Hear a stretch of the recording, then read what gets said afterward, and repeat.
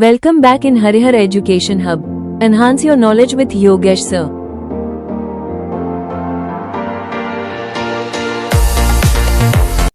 Hello everyone, this is Yogesh Kumar Sharma and welcome back in Harihar Education Hub. आज हम unit first के lecture fifth में हैं, design of machine element में।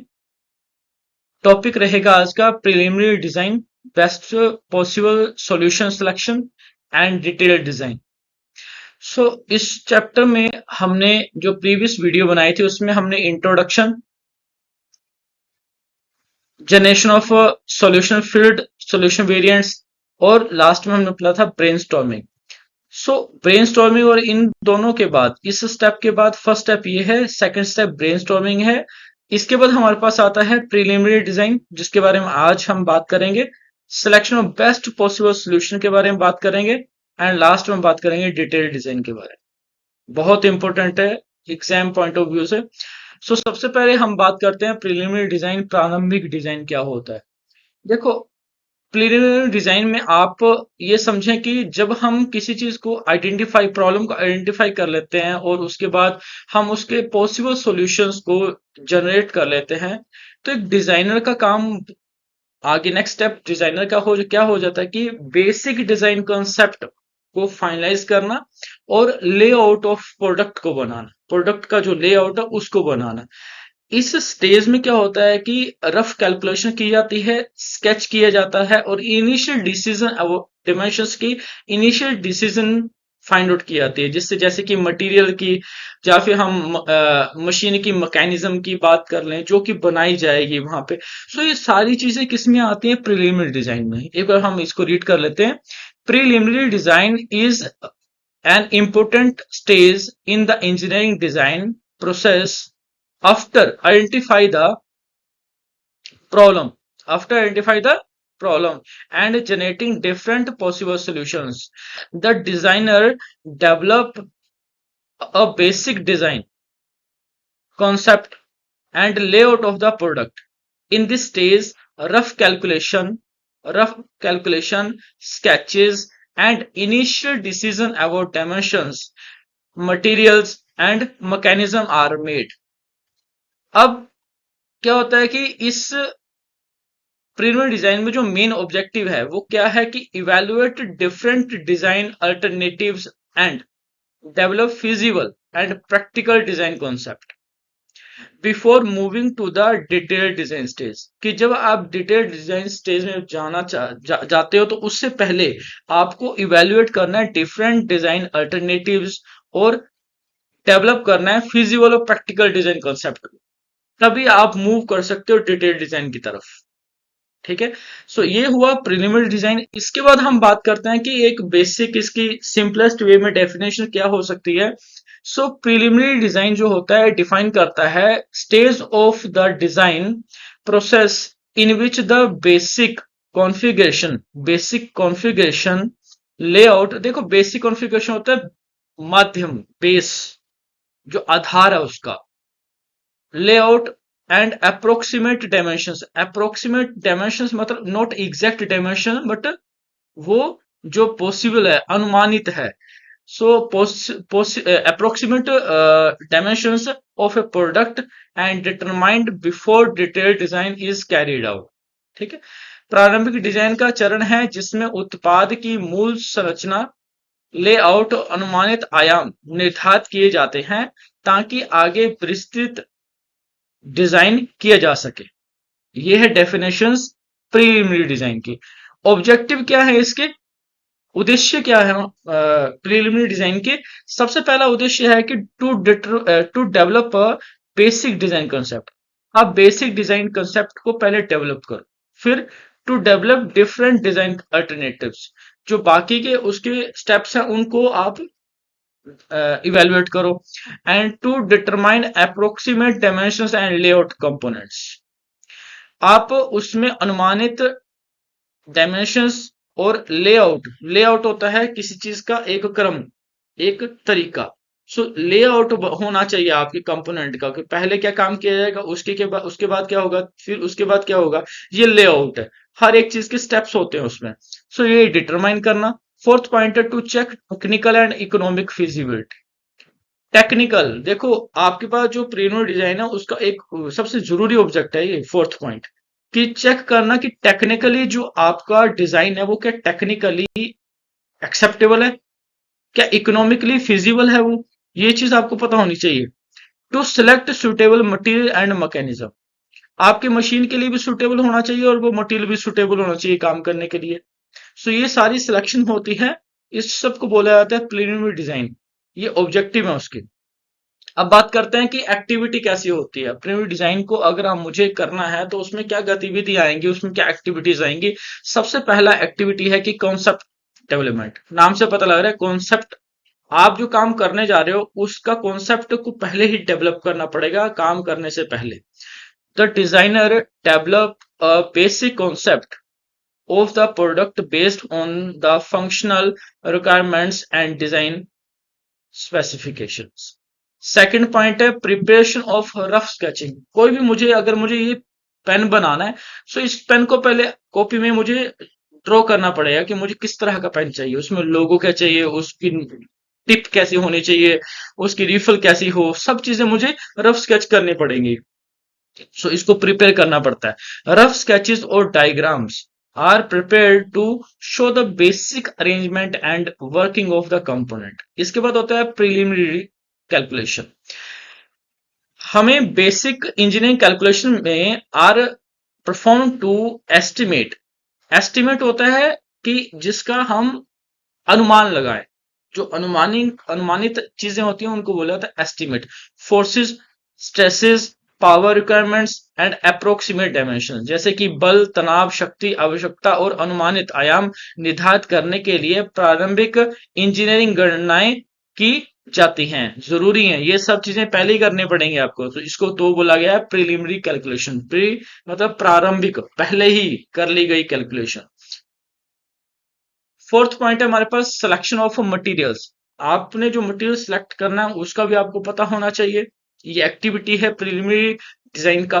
सो selection of material, suitable materials are selected, suitable material जो कि उसमें use होगा वैसा material, suitable materials are selected based on properties such as, क्या क्या प्रॉपर्टीज होनी चाहिए, वो स्ट्रेंथ होनी चाहिए उसमें, ड्यूरेबिलिटी होनी चाहिए, वेट सही होना चाहिए उसका, और कॉस्ट भी नॉर्मल होनी चाहिए, ना ज्यादा ना कम, mediocre। फिजिबिलिटी एनालिसिस होता है उसका व्यवहार कैसा है, व्यवहार के जो विश्लेषण होते हैं उसमें जो हम एनालिसिस करेंगे उसमें नई चीजें खोजेंगे, विश्लेष करेंगे। सो फिजिबिलिटी एनालिसिस में क्या आता है कि the proposed design, proposed design कौन सा डिजाइन होता है, वो डिजाइन जो कि प्रस्तावित किया जाए, जो आपके सामने रखा जाए। So propose design is checked for technical feasibility, technical feasibility, manufacturing feasibility और इकोनॉमिकल फिजिबिलिटी, ये सब चेक करता है प्रपोज डिजाइन। सब ये सब चीजें चेक की जाती है प्रपोज डिजाइन में, उस चीज को बोला जाता है फिजिबिलिटी एनालिसिस, एनालिसिस करना। अप्रोक्सीमेट डायमेंशनिंग, अनुमानित आयाम निर्धारण कर, मतलब approximate dimensions of the machine component are determined to ensure proper functioning। जो आपके पास अप्रोक्सीमेट डायमेंशंस हैं उन मशीन के कंपोनेंट की, उसको डिटरमाइन करना कि इंश्योर हो जाए प्रॉपर फंक्शनिंग में, प्रॉपर फंक्शनिंग में वो सुनिश्चित हो जाए। तो ये था हमारा प्रीलिमिनरी डिजाइन। अब हम सेकंड समझते हैं, जो हमारा सेकंड टॉपिक मतलब इस चैप्टर का या इस लेसन का हमारा ये सेकंड लास्ट पॉइंट है, selection of best possible solution. देखो एक डिजाइनर को पता होना चाहिए कि मेरे पास मल्टीपल, जब हमने कल ये चीज समझी थी कि ब्रेनस्टॉर्मिंग क्या होता है, तो ब्रेनस्टॉर्मिंग में मल्टीपल आइडियाज क्रिएट हुए थे। सो मल्टीपल आइडिया में बेस्ट पॉसिबल सोल्यूशन क्या हो सकता है, वो उसकी बात हो रही है, ये selection of best possible solution. So एक डिजाइनर को ये पता होना चाहिए कि सेवरल पॉसिबल सोल्यूशन है are generated in solve the particular problem, कि पर्टिकुलर प्रॉब्लम को सोल्व करने के लिए बहुत सारे पॉसिबल सोल्यूशंस हैं।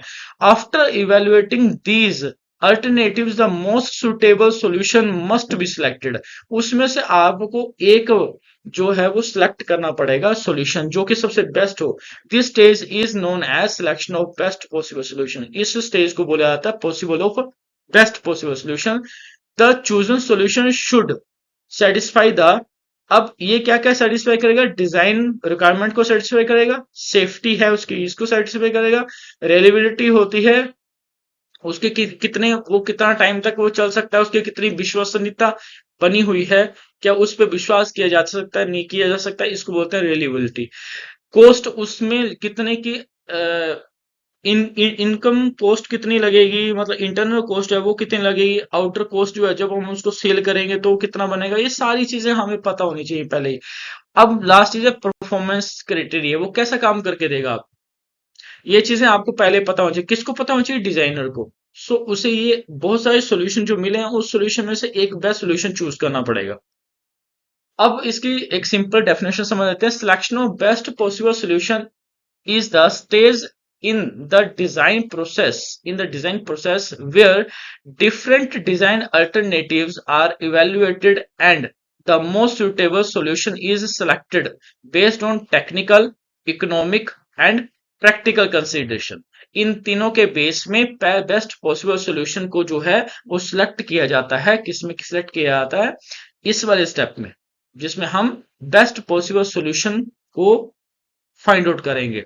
ऑब्जेक्टिव ऑफ, अब ऑब्जेक्टिव क्या है हमारे पास, उद्देश्य क्या है selection the best possible solution का। सबसे पहला स्टेप है to select the most efficient design alternative, सबसे बेहतर जो इफेक्टिव हो ऐसा पॉइंट सिलेक्ट करना, उसका चयन करना।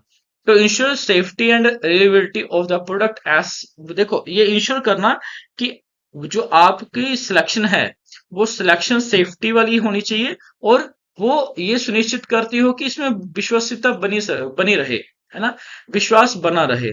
टू मिनिमाइज कॉस्ट, कॉस्ट जो है वो मिनिमाइज होनी चाहिए। एंड मैन्युफैक्चरिंग जो है वो कॉम्प्लेक्सिटी, मैन्युफैक्चरिंग कॉम्प्लेक्सिटी मतलब आपका जो मैन्युफैक्चरिंग होगा वो कॉम्प्लेक्सिटी नहीं होना चाहिए, वो ज्यादा कॉम्प्लेक्स नहीं होना चाहिए, सिंपल वे में होना चाहिए, इजी वे में होना चाहिए, लोगों को समझ आ जाए कि क्या बनाना चाह रहे हो आप।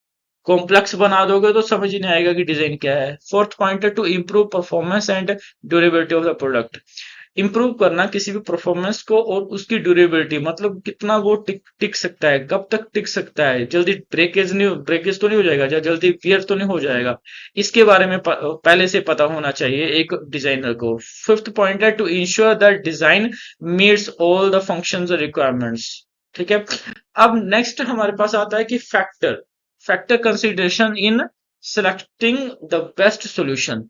फैक्टर्स क्या है इसके, देखो अगर हम कारक में चलेंगे या फैक्टर में चलेंगे उनका चयन तभी हो सकता है जब हमारे पास जो जो स्टेप्स है उन स्टेप्स को हम फॉलो करते हैं।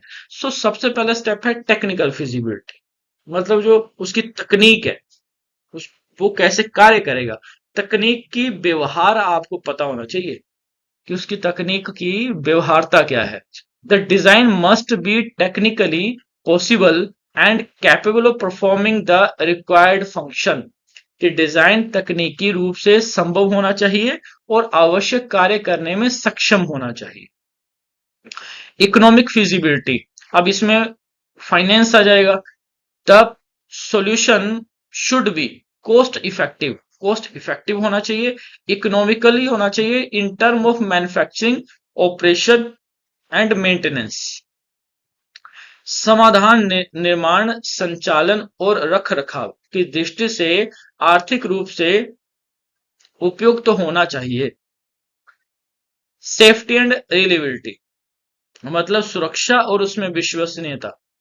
The selected design must ensure, जो आपने डिजाइन सिलेक्ट किया है वो मस्ट मतलब इंश्योर करे, बिल्कुल करे वो, सेफ ऑपरेशन होना चाहिए इसमें और रिलायबल परफॉर्मेंस होना चाहिए अंडर वर्किंग कंडीशन। चुना गया डिजाइन कार्य परिस्थितियों में सुरक्षित और विश्वसनीय प्रदर्शन सुनिश्चित करना चाहिए। फोर्थ पॉइंट है मैन्युफैक्चरिंग फिजिबिलिटी, जिसमें निर्माण किया जाएगा उसकी व्यवहारता क्या है। The design should be easy to manufacture using available machines and production technique, जो आपके पास मशीन अवेलेबल है वो वाली मशीन में आप जो डिजाइन डालो वो इजी टू मैन्युफैक्चरिंग होना चाहिए, कॉम्प्लेक्सिटी बिल्कुल नहीं चलेगी। परफॉर्मेंस परफॉर्मेंस के स्टेप में आप समझें कि the selected solution should provide efficient and effective performance, कि जो आपने चूज किया है सॉल्यूशन, वो सॉल्यूशन जो चूज किया वो उच्च होना चाहिए, इफेक्टिव होना चाहिए और प्रभावी इफेक्टिव परफॉर्मेंस करे, वो प्रदान करे आप। लास्ट पॉइंट है इसमें मेंटेनेंस एंड ड्यूरेबिलिटी। मेंटेनेंस होती है उसके रख रखाव, और ड्यूरेबिलिटी होती है वो कितनी देर तक, कितना टाइम तक वो टिक सकती है चीज, जल्दी ब्रेकेज तो नहीं हो जाएगी। The design should require minimum maintenance, कम से कम मेंटेनेंस होनी चाहिए, ज्यादा मेंटेनेंस करोगे तो मशीन बंद रहेगी। And have a long service life, और उसकी सर्विस लाइफ जो है वो ज्यादा होनी चाहिए, मतलब एक बार जब सर्विस करा दी तो कम से कम वो कुछ लॉन्ग टाइम तक सरवाइव रहे। ये ना हो कि हर 2 और 3 मंथ्स के बाद आप उसको मेंटेनेंस में डाल दो, जिससे कि टाइम वेस्ट होगा। लास्ट हमारे पास है डिटेल्ड डिजाइन।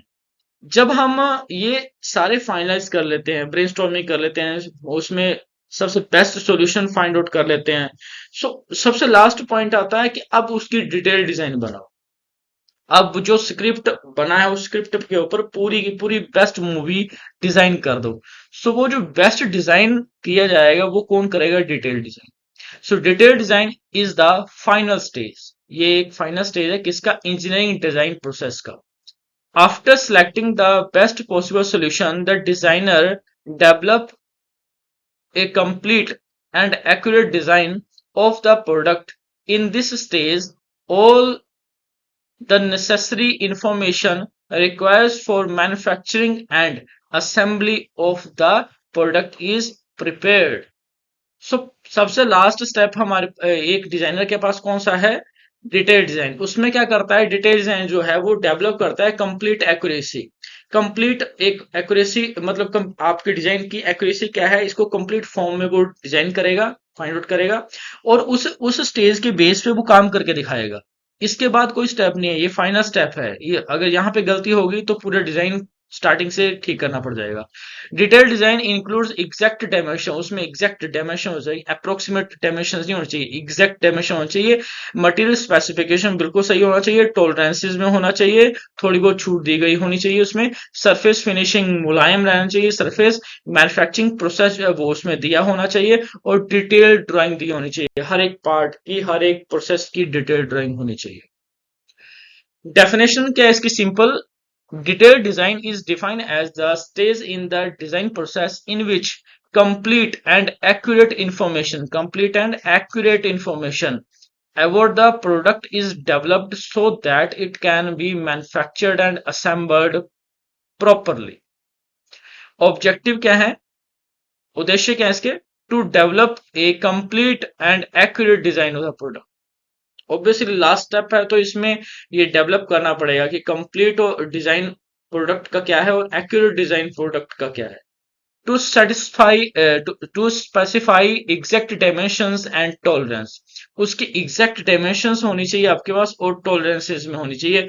आप देखो, आप अगर टॉलरेंस छूट नहीं दोगे तो हमेशा एक जैसा प्रोडक्ट नहीं बन सकता, क्योंकि जिस टूल से हम उसको बना रहे हैं वो टूल वियर भी तो होगा। जब वियर होगा तो कितनी आप उसमें वियरिंग ले सकते हैं ये कौन बताएगा? Tolerance. To select appropriate materials and manufacturing processes, appropriate material आपके पास होना चाहिए जो आप निर्माण करोगे उन चीजों में, ठीक है, उपयुक्त सामग्री होनी चाहिए। To prepare detail drawing and specifications, obviously उसकी डिटेल ड्राइंग होनी चाहिए और उसकी स्पेसिफिकेशंस दी होनी चाहिए आपको। लास्ट स्टेप है to ensure the product can be manufactured and assembled, ये इंश्योर करना है कि प्रोडक्ट जो है वो मैन्युफैक्चर्ड हो सके और असेंबल्ड भी हो जाए एफिशिएंटली भी। ओके, अब हमारे पास आता है एक्टिविटी डिटेल डिजाइन की। सबसे पहली एक्टिविटी है फाइनल डिजाइन कैलकुलेशन। जो आपने डिजाइन किया है उसकी कैलकुलेशन आपके पास होनी चाहिए। एक्यूरेट इंजीनियरिंग कैलकुलेशन आप परफॉर्म टू डिटरमाइन, क्या क्या डिटरमाइन करेगा? स्ट्रेस, उसमें तनाव कितना वो झेल सकता है, उसकी स्ट्रेंथ कितनी रहेगी, उसमें पावर रिक्वायरमेंट्स कितनी रहेगी, सेफ्टी फैक्टर्स क्या क्या यूज करेंगे, एंड डायमेंशंस मशीन के कंपोनेंट की क्या रहेगी, ये सब क्या है final design calculation. Second point है preparation of detail design. Detail drawing of individual component or assembly drawing are prepared to clearly show, क्या शो करे, उसकी शेप, उसकी डायमेंशन, उसकी arrangement of part. Third point है सिलेक्शन ऑफ मटेरियल। आप material क्या है चूज कर रहे हो, ये भी देखो मटेरियल अगर चूज करोगे उसकी आपको पता होना चाहिए उसकी स्ट्रेंथ कितनी है, आप रख रहे हो ड्यूरेबिलिटी कितनी है, उसकी कोरोजन रेजिस्टेंस कितना है, वो वेट कितना ऑक्यूपाई कर सकता है, उसकी कॉस्ट कितनी रहेगी, ये सब चीजें सिलेक्शन ऑफ मटेरियल्स में होती हैं। So select suitable material are selected based on properties such है जैसे strength, durability, corrosion resistance, weight and cost. Fourth point है determination of tolerances and fits. वो छूट में होना चाहिए पहली चीज, उसकी टॉलरेंसेस होनी चाहिए, और जब हम उसको पार्ट को लगाएं कहीं तो वो फिट भी होना चाहिए। ये ना हो कि वो ज्यादा बड़ा हो जाए।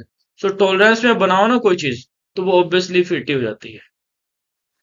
Proper tolerances and fit are specified to ensure accurate assembly and proper functioning of material machine parts. जब वो अच्छे से फिट हो जाएगा तो वो प्रॉपर मशीन पार्ट वर्क कर पाएगा। स्पेसिफिकेशंस ऑफ मैन्युफैक्चरिंग प्रोसेस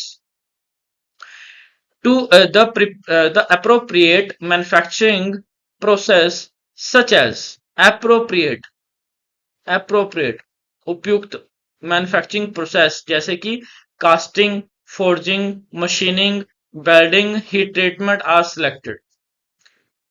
इसमें आपको देखना है कि आप जो उपयुक्त निर्माण प्रक्रिया में आ रहे हो जैसे कि casting, forging, machining, welding and heat treatment, वो निर्धारित की जाती है इसमें, मतलब उसको डिटेल में दिया जाता है इसमें। Preparation of bill of material, मतलब सामग्री की सूची तैयार करनी पड़ेगी आपको, कितने का उसमें मटेरियल लगेगा, उसको बोलते हैं बॉम। बॉम मतलब बिल ऑफ मटेरियल, ठीक है। इस बॉम में क्या होता है कि आप जो जो भी पार्ट यूज करना चाह रहे हो उसका एक उसकी समरी बनती है कि कितनी कॉस्ट है, कहां से लिए, कहाँ जाएगा मटेरियल बनके, ये सारी उसमें समराइज किया जाता है।